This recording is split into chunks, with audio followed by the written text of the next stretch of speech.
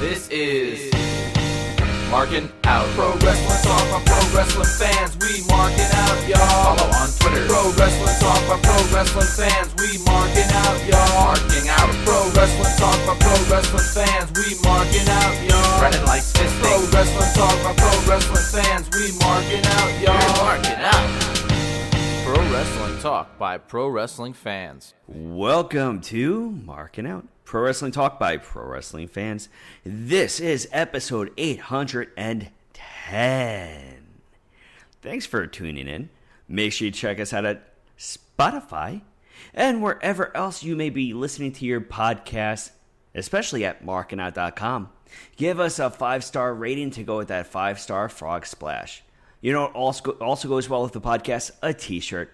Make sure that you are buying a t-shirt over at prowrestlingtees.com/markingout. And you all have social media, so make sure that you give us a like on Facebook.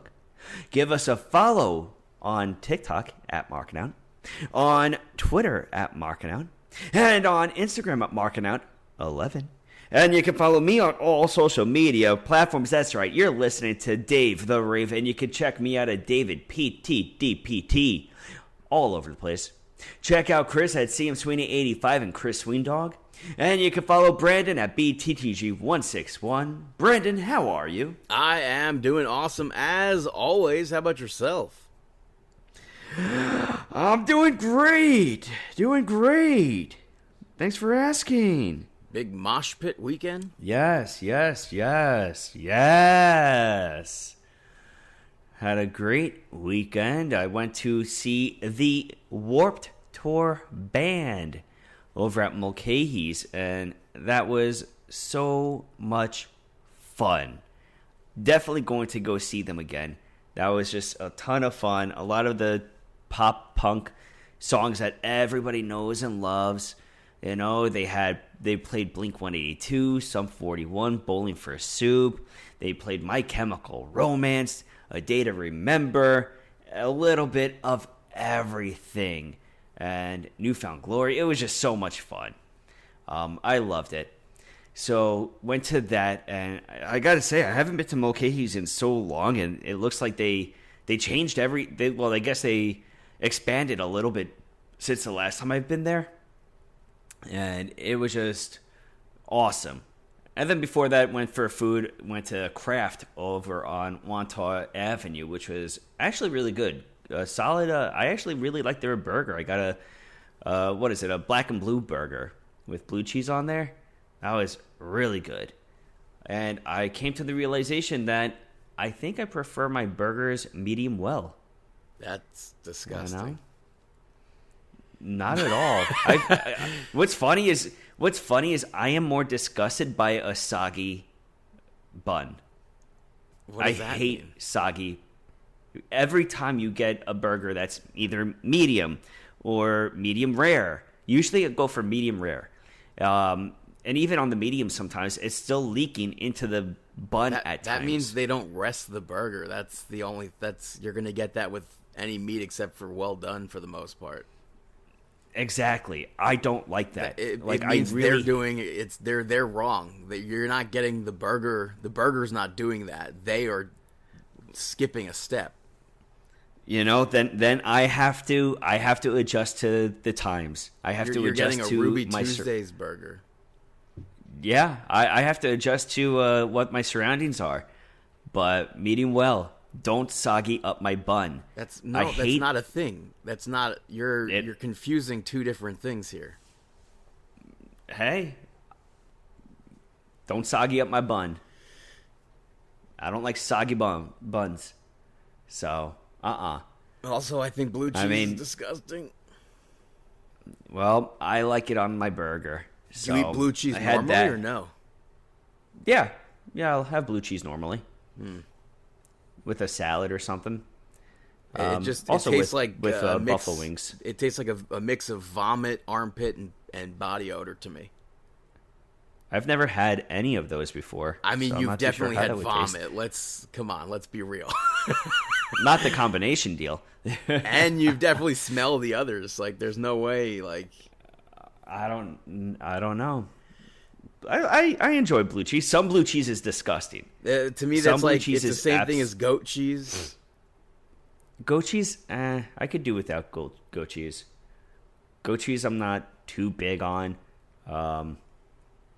Yeah, just really goat cheese, I think. Oh, there's another cheese I forgot that I really... It's goat cheese and another cheese that I'm like, ugh, I just can't. It just doesn't taste well to me. But... Tastes good. Yeah. Yeah, well, good. Great. It's none of those. But I did get a black and blue burger, and that was delicious. It was not a soggy bun. The bun, I picked it up, and it didn't crumble or break apart or anything. Next time you go there, order it medium well. Or medium. Not medium. I didn't mean to say medium well. Medium. I know. I don't know. There's too many places where I've ordered medium, and it's not what I like. It just... Yeah. I mean, even medium well, it didn't come out where it was, like, burnt, and it didn't come out where it was, like, solid either. Yeah, it just came out dry. It was still... Yes, there's no... No. Yes, it was dry. It wasn't really too dry for me because it had a lot of flavor on it. Flavor it doesn't had a lot of, equal like, dryness. It tasted like... You're mixing I'm okay with dry. a bunch of things here. Hey, I was A-okay with it. And then on Saturday, I actually met up with Chris and his son, and we went to the retro video game convention over at the Cradle of Aviation. And that was very enjoyable. That was very cool to get to see a lot of the video games that we grew up playing. One of the video games that I actually took a picture with, was the Intellivision, which I have fond memories playing Really? because You used my to have an grandparents... Intellivision? Huh? I said, really? You used to have an Intellivision? Yeah, my grandparents had it. So anytime I went over to their house when they would babysit and stuff, I would go right upstairs and I would play the Intellivision. And they had like Dungeons and Dragons, they had boxing, they had I think they had like Space Invaders and a few other options. They had it. And They had it because your dad had it. No. This was my mom's side. They had it because your uncles had it? Probably. It's possible. I don't know whose it was. Like, my dad but, had it. Your grandparents weren't of the age to own that. And they weren't Maybe gamers. they had it because of... Probably more so think the 50s. Bart or Robert. Think whoever was born closest to the 50s. Yeah, probably one of them because definitely not Kevin. Right, exactly. You know, Kevin is the reason why we had the Genesis to play. You know, you played the Sega Genesis, and that took over my life. I think I still have the Intellivision up in my attic. Do you really? I think so. I'm always tempted to buy one, but I'm like, system. I don't. I loved it. I mean, it was cool just so for much... what it. I mean, we're used to like actual games. Yeah. It was cool that you could switch out like the remote stayed the remote, but you switched out the pad. Yeah, I thought that was cool. Yeah, the keypad you used to switch out where like each number was associated to like a movement or an action in the game, and if you didn't have that pad, you were screwed. You had no clue what you were doing. But yeah, so I thought that was really cool. We played some Teenage Mutant Ninja Turtles. We played Mortal Kombat. Played some X-Men. Played some Simpsons. NBA Jam. We made sure to get those classics in there. It was just a lot. It was just very enjoyable. So we did that. And what else did I do? That's really it. I went to my little spiritual store, too. In Rockville Center, which I like. What do you get there? There's a spiritual store for like gems, stones, incense, stuff like that, which I do enjoy. What do? You pick them up and rub them? Yeah, you kind of get a vibe as to which one you like, and some of them have specific meanings and as to why you would have them or use them. So, yeah. What about you? I didn't play with rocks. What do you mean? What did you do? I went to Grand Lux Cafe, and I think maybe for a month or two they have a new menu there. And normally if I'm at Grand Lux Cafe, I'm there for happy hour. I'm not ordering off the main menu. I think the main menu typically sucks. The last time I was there, I ordered their new Bangkok barbecue chicken lettuce wraps, which is an appetizer, which I'll never get again unless they move it over to the happy hour menu, because price-wise, why would I pay that for something that should be on a happy hour menu? But they also have a new chicken schnitzel dish that comes with garlic herb butter. There's mashed potatoes. Chicken schnitzel dish at Cheesecake Factory? It's Grand Lux. It's a sister restaurant of Cheesecake Factory. Más o menos. But it comes with on the menu it says dilled cucumbers. It's a cucumber and onion salad. And it comes with lingonberry jam. If this was at Cheesecake Factory, I think I would maybe eat it every single week. This is one of the best dishes I've ever had from either of those restaurants. And the only thing I wish different, I wish it came with spätzle instead of mashed potatoes.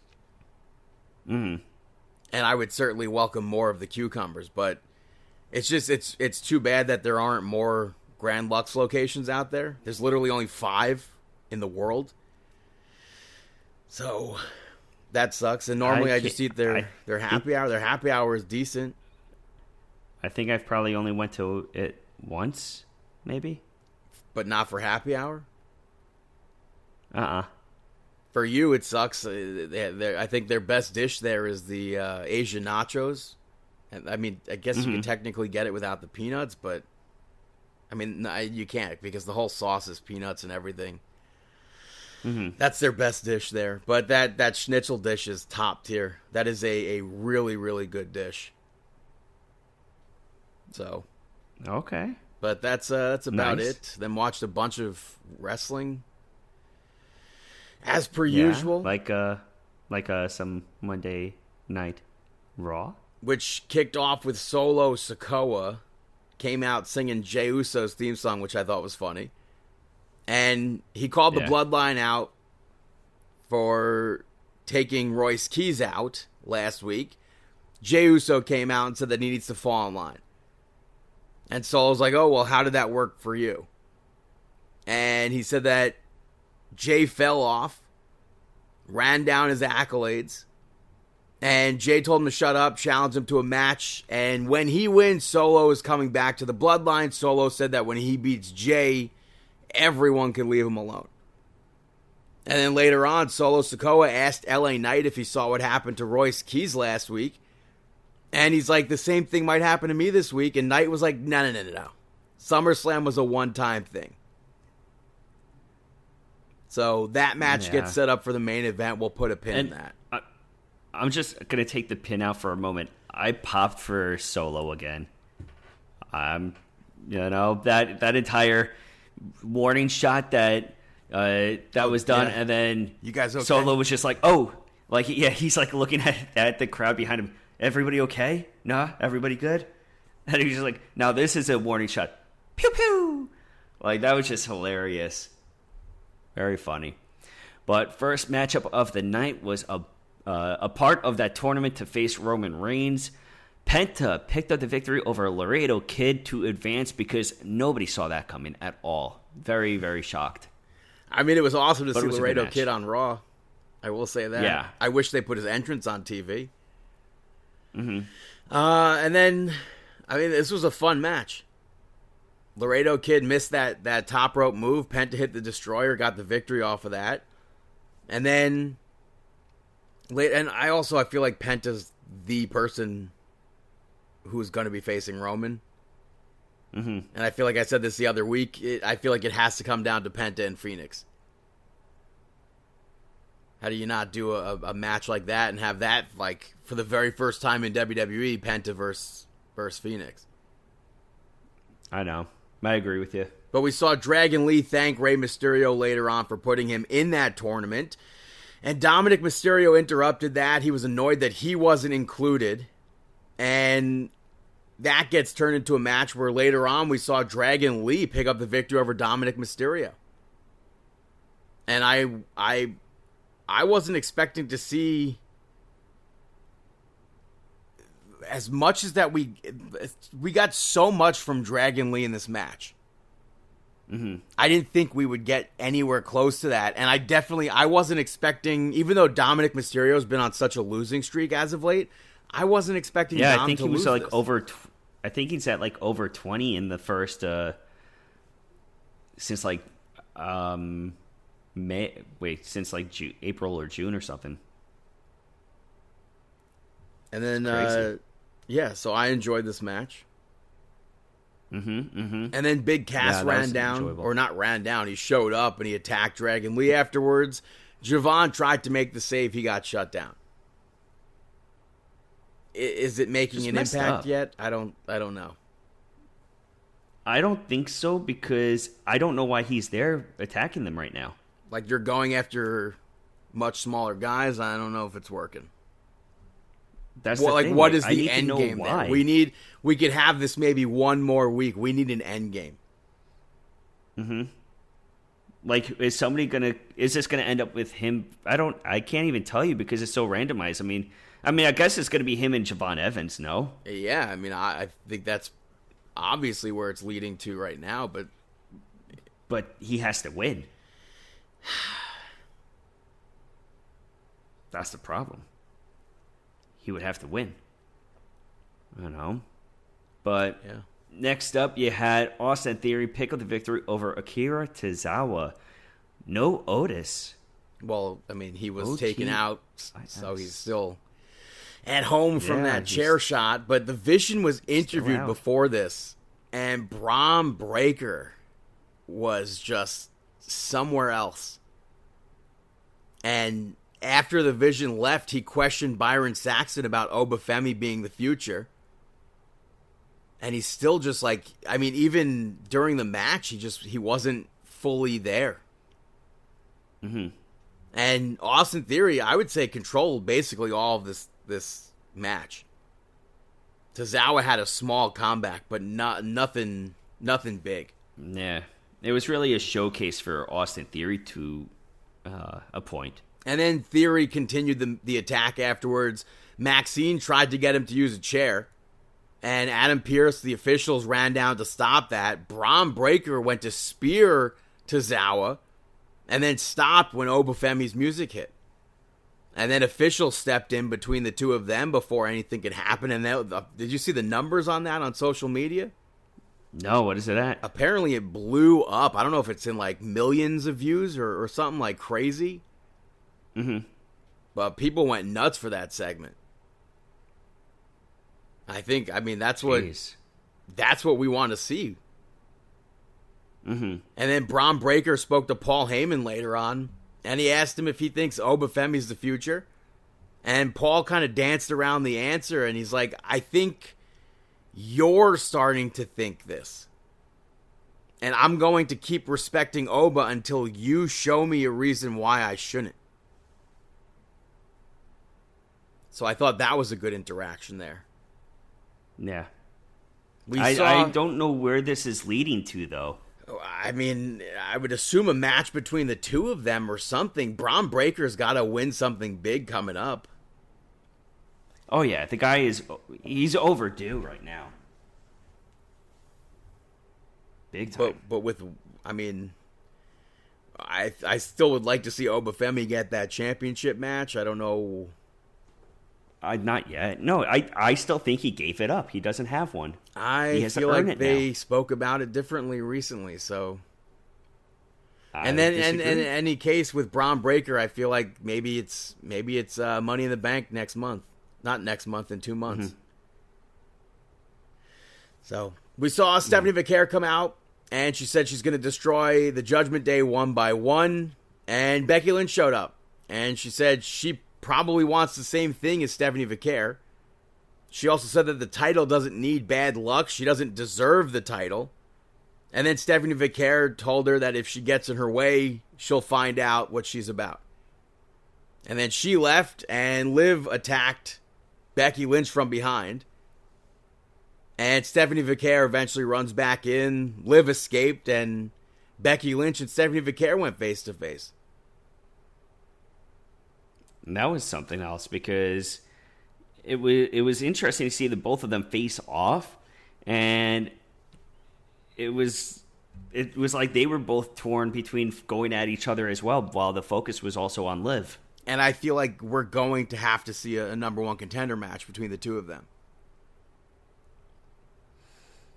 I think so too. Who do you put over?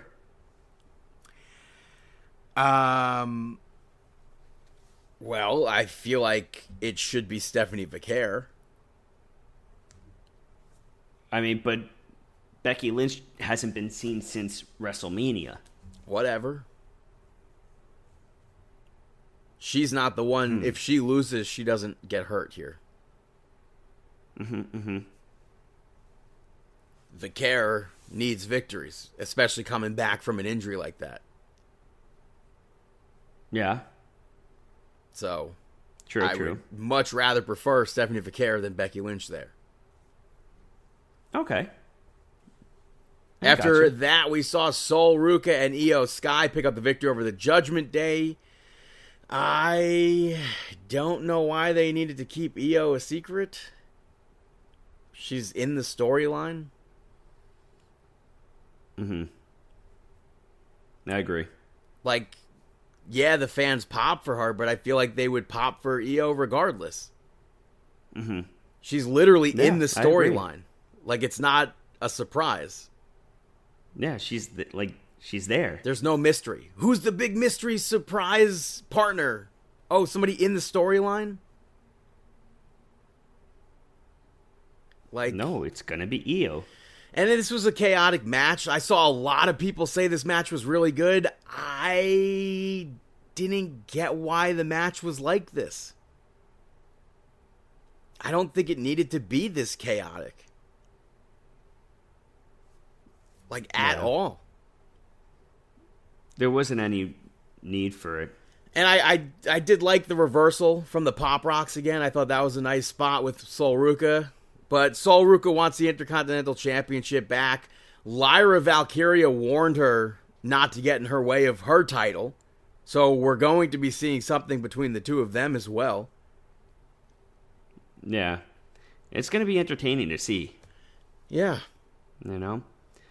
But next up, you had the main event with a lot on the line. Jey Uso, though, picking up the victory over Solo Sikoa. Solo, he's back in the bloodline, but Solo Dolo is not going to be back in the bloodline. One more time? I don't think he's going to be back. So I actually agree with you on this one, too. There are a few ways to get around this. Roman Reigns to be like, well, I didn't sanction this match. Exactly. That's the big thing is that backstage they kind of played it off like this is Jay going off on his own. Like Fatu was just like, nope, Reigns didn't sanction this. Like this isn't a thing. And Jay kind of did his own bidding on this one to get Solo back and get him to be in line. But I agree with you. I think that Solo is actually not going to be back, and Reigns is going to maybe come down on Jey Uso about this one. And then maybe Solo's like, brother, I told you. Like, look, he's doing it to you right now again. But Jimmy got involved in this match. Almost cost Solo the match when he got involved. He eventually did eat the Samoan spike, and that distracted Solo. He ate the spear, he ate the Uso splash. I was shocked that LA Knight actually didn't show up. But I'm going to assume that we're going to see LA Knight next week when Roman Reigns is there. And I feel like we're going to build to LA Knight versus Roman Reigns, where unfortunately LA Knight won't win the championship, even though everybody wants him to win the damn championship. Yeah, people have to... I mean, don't get me wrong. We would love to see him win. But it's not going to happen. I mean, my fingers are crossed. Now. Not off of this storyline. My fingers are crossed. It would be great. It would be, but I can't see it off of this storyline. And what sucks is that if they do Roman Reigns versus LA Knight, the next premium live event, there's a Sunday night's main event that comes up in September. The next premium live event is Money in the Bank, where the only option there would be for him to win the Money in the Bank briefcase. And if he's facing Roman Reigns, obviously he's not winning the Money in the Bank. Mm-hmm. Bingo. So, yeah. But that's Monday Night Raw. Moving over to NXT, which kicked off with Lizzie Rain and EK Prosper picking up the victory over the Culling. It was supposed to be Shawn Spears. Shawn Spears was absolutely nowhere to be found. And Lizzie Rain actually went into the match alone. And when Nico Vance tagged in, EK Prosper ran out. The referee used his discretion to add him to the match. And I think they all worked well together here. And I think Lizzie Rain was on fire. Yeah, she has so much potential, and she's been on fire since coming in. And, it's very, I guess, rare. It's not too often where somebody like Lizzie Rain comes into NXT and starts tearing it up right away without really being in, the Performance Center for a prolonged period of time. Like, it's like she signed, and then right away, she came, into the NXT, the next week, or maybe 2 weeks later. And she's been great. I like when she went for the Thunderstruck on Nico Vance, and he threw her into a powerbomb into Izzy Dame. I thought that was a cool spot. She did eventually hit it on him. And then EK Prosper hit that Shining Wizard and the moonsault and got the victory there. I thought that was fun. Yeah, I agree with you. After that, we had Callie Armstrong interrupt an interview backstage with EK Prosper and Lizzie Rain. And then she went to the ring and then said that she wants her title shot against Kendall Gray. And Kalani Jordan came out and was like, no. This is not happening. And then we saw the Ren QCC come out. And Kendall had a contract with her for a match against her at any time, any place. And Callie Armstrong was like, well, where's my shot? And Kendall's like, relax, you'll get it after Kalani. And Kalani was like teasing when could this match possibly take place. She picked Heatwave. And Callie ends up swinging on Ren Sinclair. She dropped Kendall Gray by mistake. Kendall had her whole head wrapped up from last week still.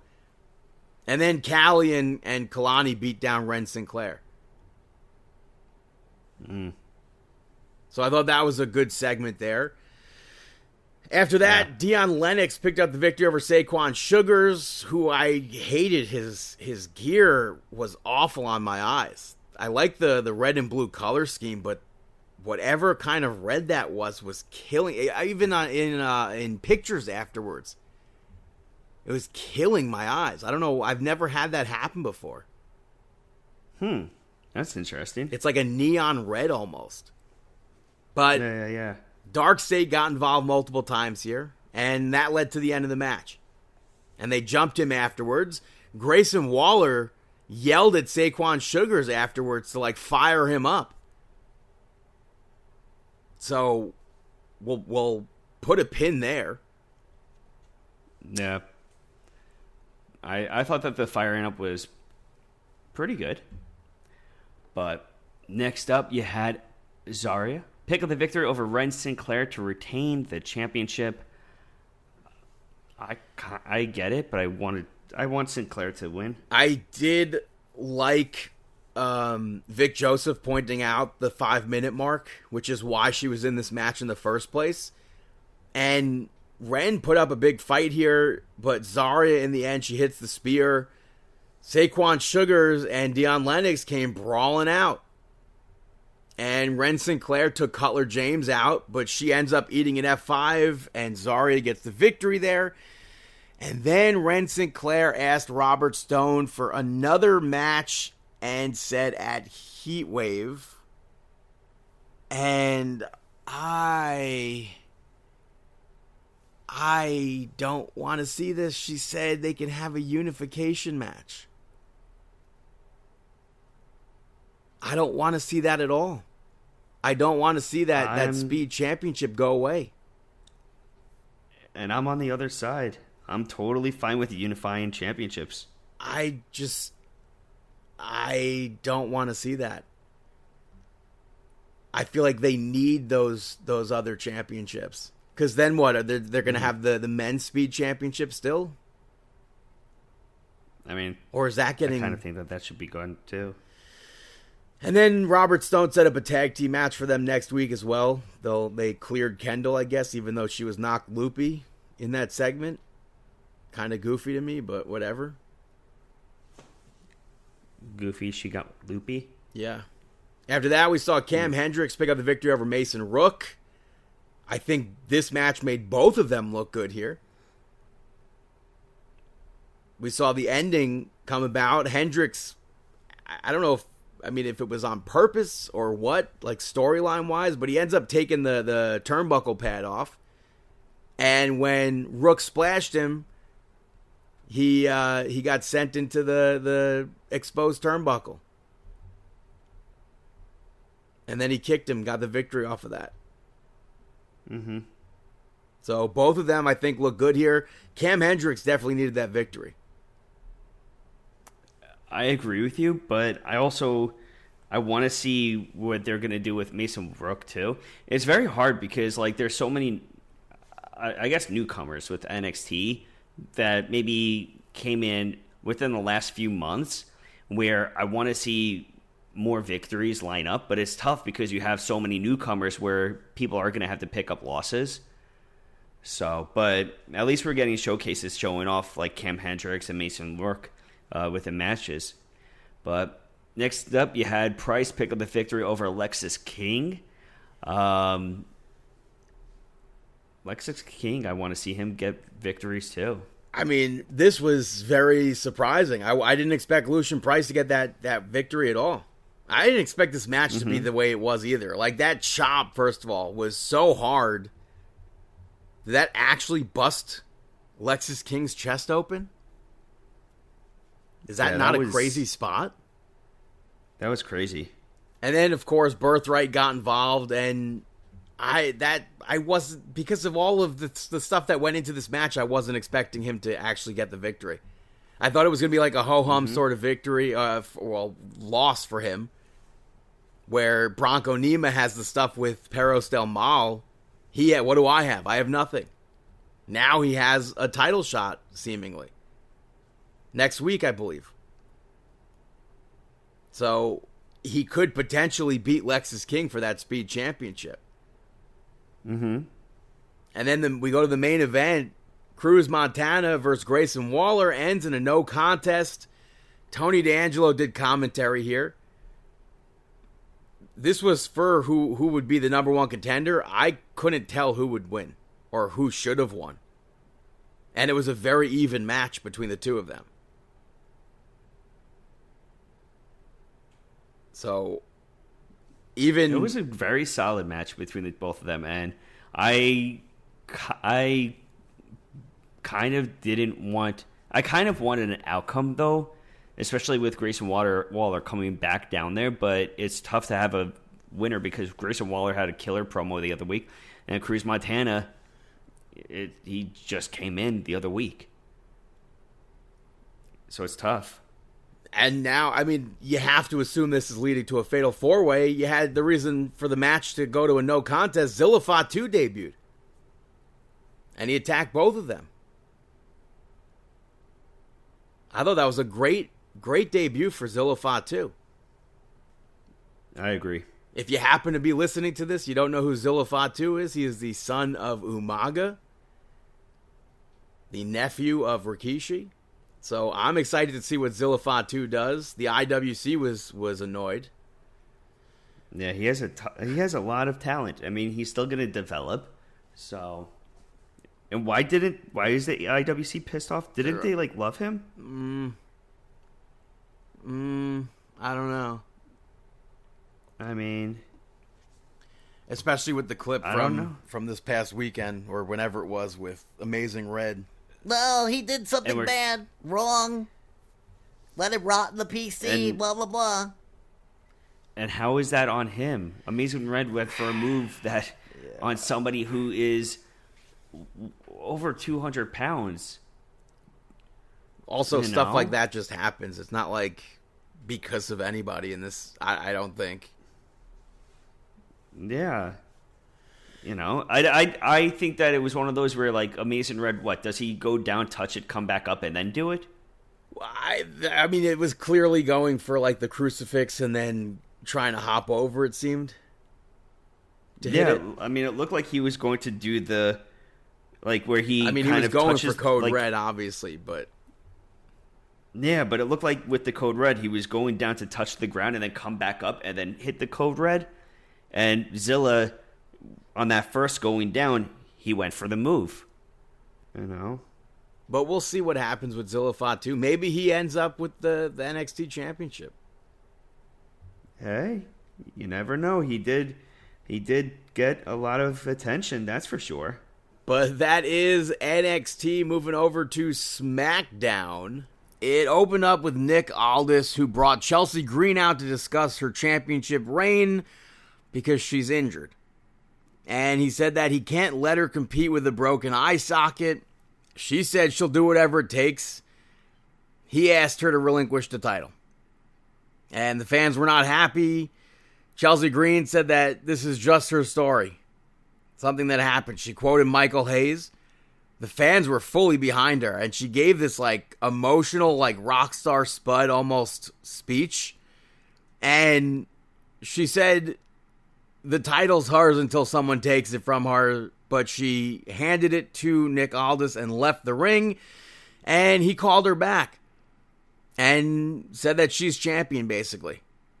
And he's given her 30 days. And I thought that was great. And then Gunther interrupted, and it's like, what the hell is going on here?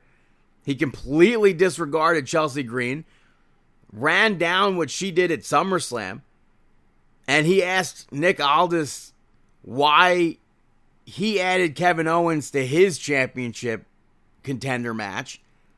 And Aldis was like, no. You, as a favor, were added to Kevin Owens' match. That's been in the works for quite some time. And then she made fun of Gunther.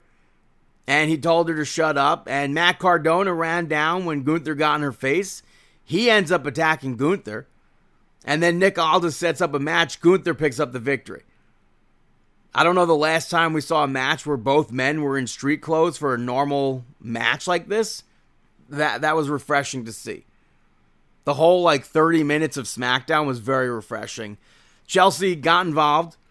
And Matt Cardona was able to low blow Gunther. Hits a Rough Rider.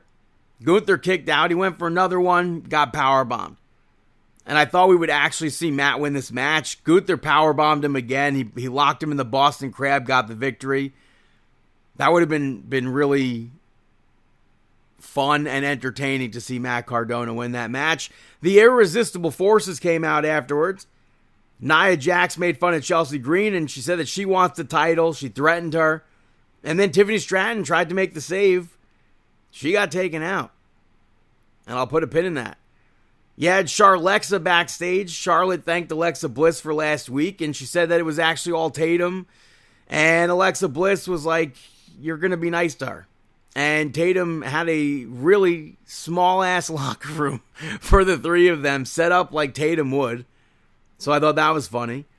We saw Baron Corbin pick up the victory over Carmelo Hayes to retain the U.S. Championship. Carmelo Hayes in Boston controlled a majority of this match. I like that first 48 reversal spot from Baron Corbin. Melo did actually hit it later on twice. But he goes up for nothing but net. Corbin pushes him to the outside. Gets him back in, rocks him with that end of days, gets the victory. Trick Williams came out afterwards. And then Lil Yachty smacked Baron Corbin with a kendo stick. He ends up grabbing the kendo stick from Lil Yachty and gets him out of the ring. Trick hits him with a trick shot. And I think that seems like the perfect match for Sunday night's main event. After that, we had the face-to-face with Kevin Owens and CM Punk. Kevin Owens spoke about their over 20-year history.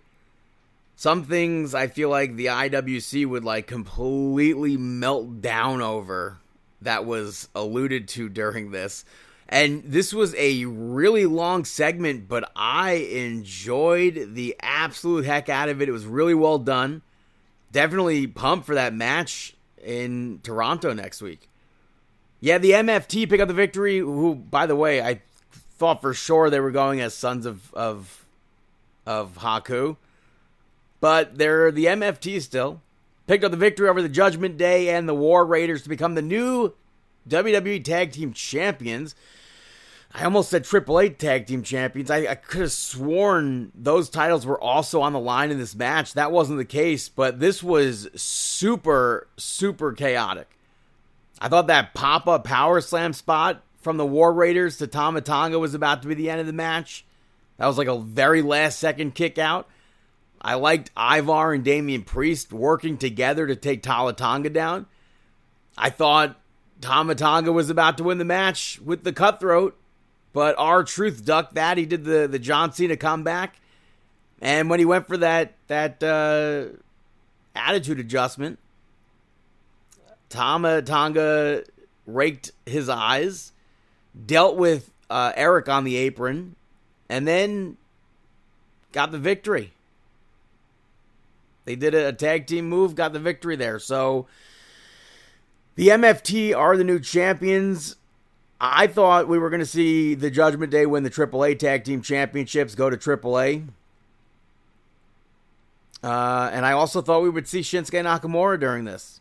He had warned them last week and said he's not coming alone. So is it just going to be Nakamura and somebody else to then now feud with the MFT? I don't know who that's going to be now. We saw JC Jane pick up the victory over Tiffany Stratton to become the new United States champion. Chelsea Green eventually came out. The Swanton spot from Tiffany Stratton looked brutal. And I really liked that roll-up that she had to block the knee attack. But JC got her knees up on the first prettiest moonsault ever attempt. And then later on, instead of hitting the prettiest moonsault ever on JC, she dove to the outside to take Fatal Influence out. Before they did anything to Chelsea Green. She gets back in, eats a rolling encore, gets the victory there, boom. I thought this was a very fun match. I was very entertained by this. Earlier, there was a segment backstage that set up the main event, and I thought that was a great segment. Nick Aldis said that if Sami Zayn won, he'd give him a match with the winner of CM Punk versus Kevin Owens. And Sammy's like, I can't do that. I'm injured. And Nick Aldis reminded him that he was hurt at SummerSlam also. And then before the match could happen, before the main event, Randy Orton showed up and attacked Cody Rhodes. Beat him around the ringside area. Cody ends up low blowing Orton. Came back and agents stopped him before he could smack Randy with a chair. But Sami Zayn versus Cody Rhodes didn't happen there. I thought we were going to like a quick count out, something like that, a definitive answer. But with Sami Zayn, though, gets screwed again. So that is SmackDown. Going to take a quick little break, and I'll be right back here on Markin Out. This is third generation superstar Lance on Hawaii, and you're listening to Markin Out. Welcome back, ladies and gentlemen, to Markin Out episode 810. Moving back to the last edition of Verano de Escandalo. It opened with El Fiscal picking up the victory over Cruz del Toro and Psycho Clown to advance in the Latin American Championship Fatal 4-Way, or to the Fatal 4-Way match. I think Del Toro is definitely underrated.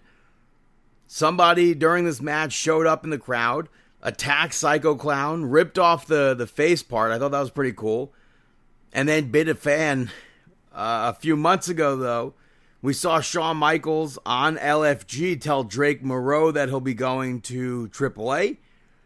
So it looks like he was one of the people, or the person, who took out Los Psycho Circus. And El Fiscal ended up hitting a frog splash on Cruz del Toro to get the victory. I didn't like that they didn't mention Perros del Mal there. Because the last time that we saw El Fiscal, he got jumped by them. And then we go into the next match. Jack Cartwheel picked up the victory over Noisy Boy. They mentioned Perros Del Mal beating Noisy Boy down. The match, though, was great. That springboard, the springboard cutter from Noisy Boy I thought was really cool. He did a springboard with his knees, by the way. That was really cool. His Hurricane Rana from the top rope was absolutely insane. That was a really cool Hurricane Rana. And then we saw Carmen Petrovic show up after the match. And Perros Del Mal beat both of them down. Daga brought out Damien 666. And they gave him a shirt. And I thought for sure they were about to be like here's one of the original members. And no longer a member. We're jumping him out. And I'm glad that they didn't. I'm glad to see him back. I don't know what capacity we'll see him, but I'm looking forward to seeing him on TV more. You had a sit-down interview with Dominic Mysterio, and he spoke about wanting to reunite Los Gringos 2.0, but El Grande Americano asked him if he was with Perros Del Mal, and that didn't sit right with him. And when El Grande Americano won the Rey de Reyes, everything changed. And all their dreams were going to be destroyed by him at Triple Mania. And he also said that when Rey Mysterio became general manager, he went to Dorian Roldan because nobody else knows how he felt except for Dorian Roldan. And he said he'll be in Mexico next week. He knows El Grande Americano will be as well. And then Liv Morgan showed up and they left. Main event saw Flammer pick up the victory over Lady Shani and La Catalina to retain. I thought this was really well done. Shani and Catalina worked really well together to take out Flammer, but that was short-lived. There was a lot of action here. I didn't think Flammer would lose, but like every pin from Shani and Catalina, I was like excited for. And in the end, La Catalina hit that running knee on Shani. Flammer threw her out of the ring and stole the pin. So I feel like we will see La Catalina take that championship from Flammer at Triple Mania still. Moving over to TNA Impact, it kicked off with Ricky Sosa picking up the victory over Brian Myers. This I thought had a really good back and forth. Bear Bronson got involved multiple times, and it allowed for Brian to hit that implant DDT, and Ricky Sosa kicked out of it. Later on, Cedric got involved. Ricky Sosa took him out. Bronson got involved again, and Brian Myers went to use that championship. Leon Slater stopped him. And then Ricky Sosa hit that headshot to get the victory. And then Leon Slater spoke afterwards about Cedric turning down his challenge over and over again. He challenged him again, and I could swear to God we already knew this. I thought this was like last week's segment or something like that backstage. Leon Slater said that he's willing to give whatever it takes.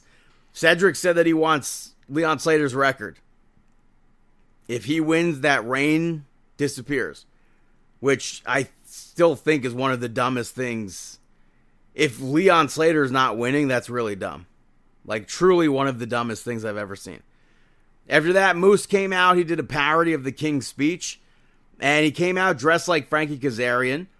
He had the crowd involved. They were eating it up. And Frankie Kazarian came out, spoke to the crowd. But they kept answering Moose instead of Kazarian.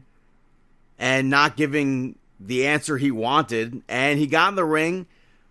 Kazarian ends up saying that Moose was a failure as a husband and a father. So Moose hit him. And they brawled. And then cut to backstage later on. Moose was shown taken out. By who? You'd have to assume it was Frankie Kazarian. Is it? I don't know. Who knows? We saw Rich Swann, BDE, and a mystery tag team partner. It was anybody but Jason Hotch. pick up the victory over Mustafa Ali, Agent Zero, and John Skyler. Order 4, it was a returning Trey Miguel back from his injury.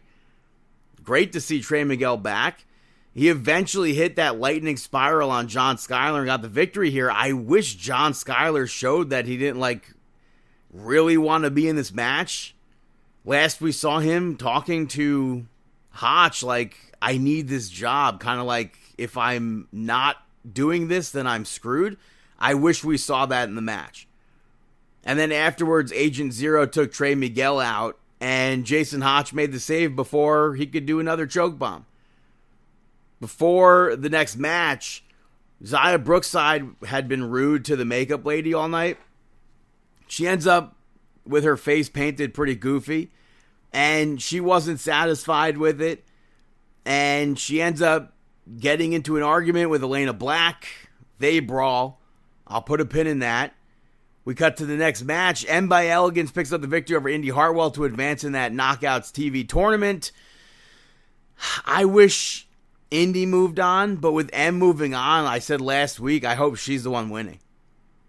I thought the match was good. Zia Brookside and Elena Black spilled into this, and it distracted Indy. M threw her into the ring steps, got her back into the ring, hit a moonsault, used her trunks a little bit for leverage, and got the win there. So M could potentially be that first champion. We saw Casey Navarro pick up the victory over Eddie Edwards. Navarro started this match on fire. Alicia Edwards at one point threw her shoe into the ring, argued with the referee, and Casey Navarro stopped Eddie Edwards from using the kendo stick. And then he ends up using the kendo stick and gets the victory off of that. And then we saw the System attack him. Fabian Eichner, Jada Stone, and Ricky Sosa made the save. And then Santino set up an 8-person tag for Lockdown, a lethal Lockdown match returning. Main event saw Nick Nemeth pick up the victory over Jeff Hardy to retain. I wish this match was more of a Bad Blood sort of match. It kind of seemed like a stepping stone to their tag match at Lockdown. And I don't think this was a bad match, and I enjoyed the match, but I went into it thinking there'd be more brawling, I guess. And Santino made this match because Nick Nemeth had never beaten Jeff Hardy one-on-one before. I did find it odd that Jeff used the rope at one point during a pin and the ref didn't say anything. But Jeff Hardy went for a swanton. Nemeth got his knees up. He blocked a twist of fate as well. And he hit Danger Zone and got the victory there. So it really honestly just furthers their feud or such to Lockdown.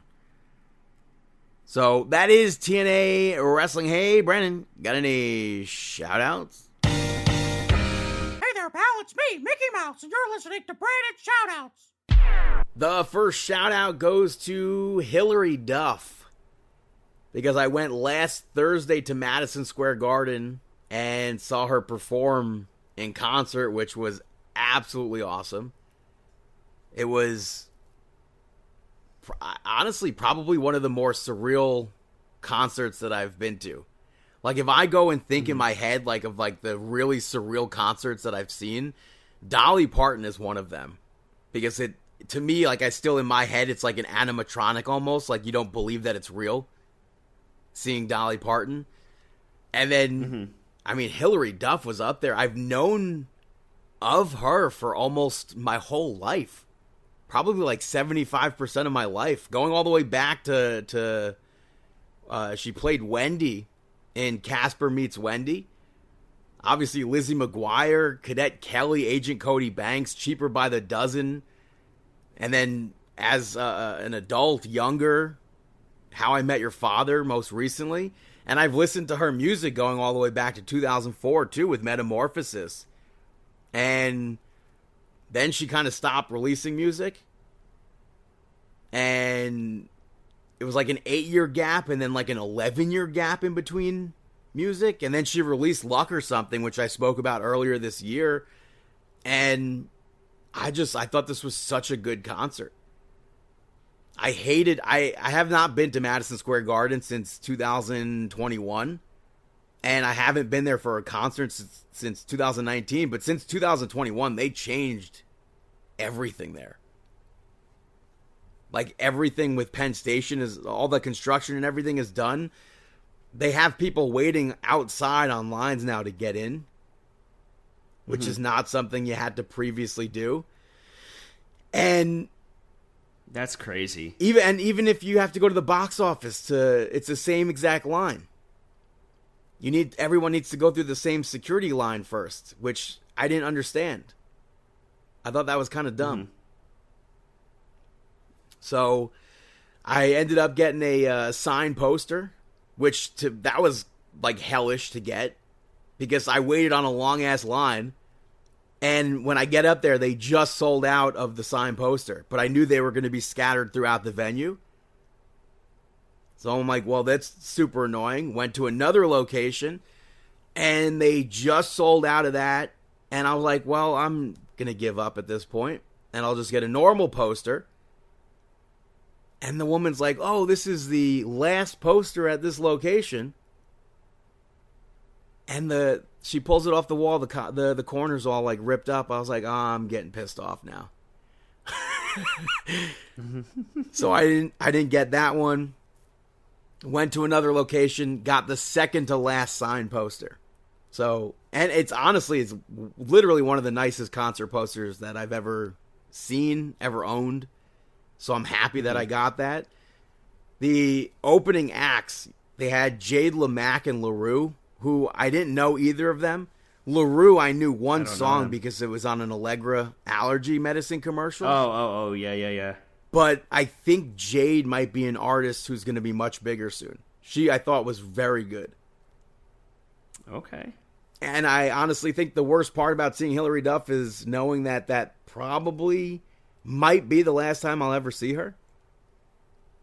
Although there are rumors that there might be another leg being added for next spring. So it would be great to see Hilary Duff again. It was honestly probably one of the best shows that I've ever been to. Wow. Yeah. Yeah, I know Sal and his wife Ripley, they loved it, and it seems like from all the clips I've seen, Hilary Duff puts on an amazing show. Would have been great to be much closer to the stage and get the confetti and balloon experience or whatever it was.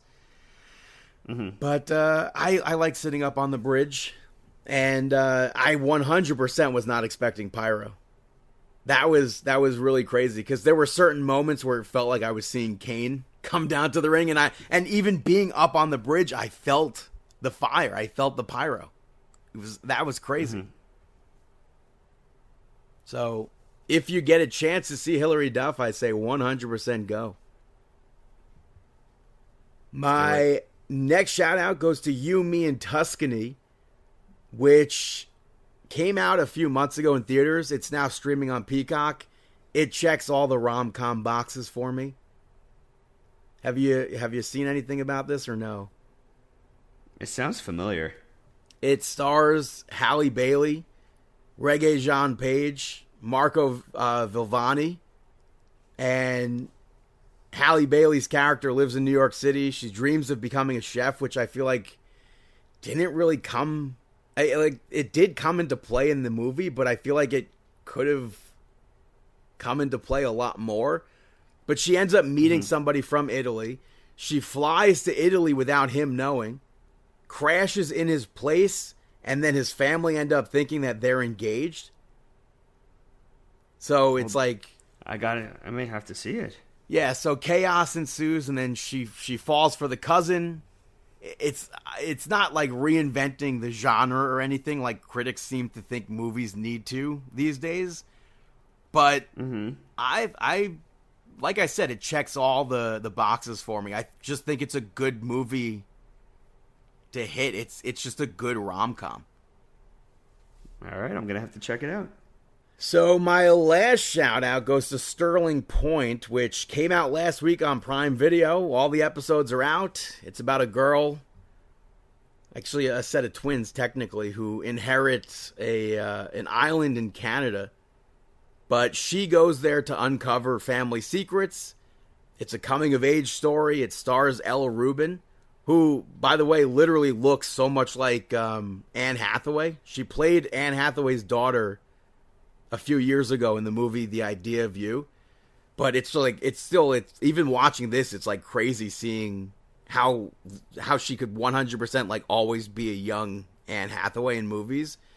But Amelie Hoforel, Jacob White Duck Lavoie, Daniel Quinn Toy, Bo Bragison, Keen Ruffalo, Missy Pyle, Jay Duplass, Jeffrey Dean Morgan, they all star in this TV show. Margot Robbie's a producer on it. And it's a drama. I think it's such a good summer watch. There are twists and turns all over this show. Megan Park created it. Josh Schwartz and Stephanie Savage are showrunners on it. They co-developed Gossip Girl. He created the OC. So it's like pretty on brand for their past teen drama work. And I hope that it gets picked up for more seasons. I think this was a really well done show. So if you have Prime Video, I'm sure it's already the top show on Amazon. So I highly recommend that. But those are my shout outs. Now it's time. By the way, could you imagine inheriting a whole island in Canada? Yes, I can. Can you, though? No, I can't. Like, that would be an insane... And it's not like a crazy, like... I mean, there are, like, really nice houses there and stuff, but not every house is, like, a crazy house. Mm-hmm. But that would be a crazy thing to inherit. But those are my shout-outs. Now it's time for... Mark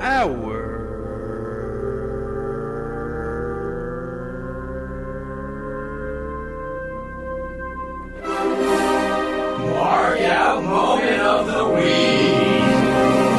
That is right, our Mark Out Moment of the Week. What do you got? Oh, brother.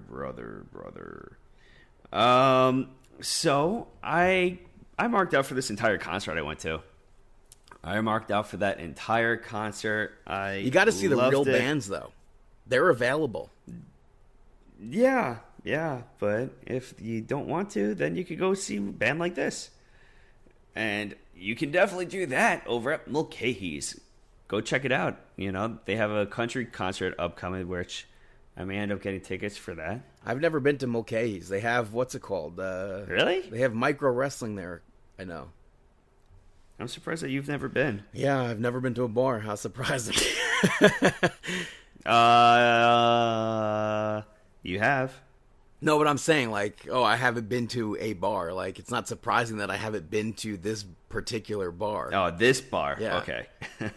But you can go see real bands. Like, Bowling for Soup is playing with Simple Plan in Manhattan next week. Summer Stage in Central Park. It's a big concert. That seems nice. So is that the only thing you marked out for? Yeah. What about you? I mean, I will say Hillary Duff. It was super surreal. I can't say that enough.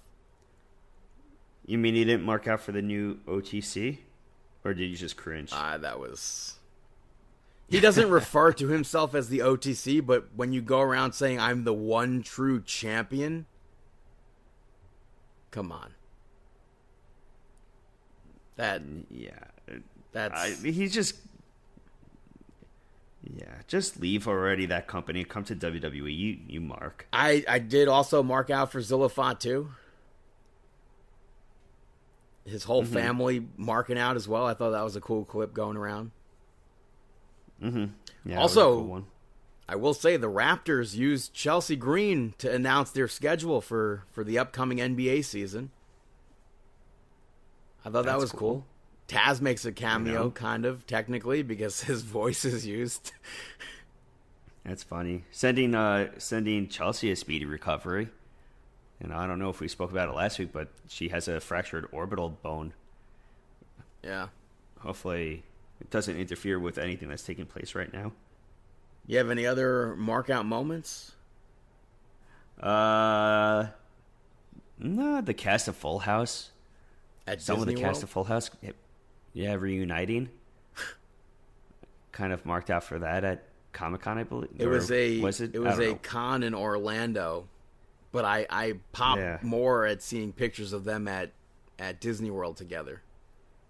Oh, I didn't see that. I mean, Yeah. I kind of popped too for seeing some of the people from Police Academy together. You know, yeah, marked out for that too. Well, that is Marking Out episode 810. Thank you so much for tuning in. You could follow us on Twitter at Marking Out, at BTDG161 on all platforms, at Chris Sweendog, at CMSweeney85, at DavidPTDBT on all platforms, Facebook.com/Marking Out, YouTube and Instagram are Marking Out 11, ProWrestlingTees.com/Marking Out. You could follow us on TikTok at Marking Out and see all my clips from the Hillary Duff concert. I do put some wrestling related clips up there sometimes. Yeah, definitely check that in. Oh, go like Logan Paul's post so he can go do the Hulk Hogan book. Yeah. You could rate, review, subscribe on all platforms. Check us out. Apple Podcasts, Amazon Podcasts, Spotify Podcasts, iHeartRadio, YouTube, markingout.com, and we wish you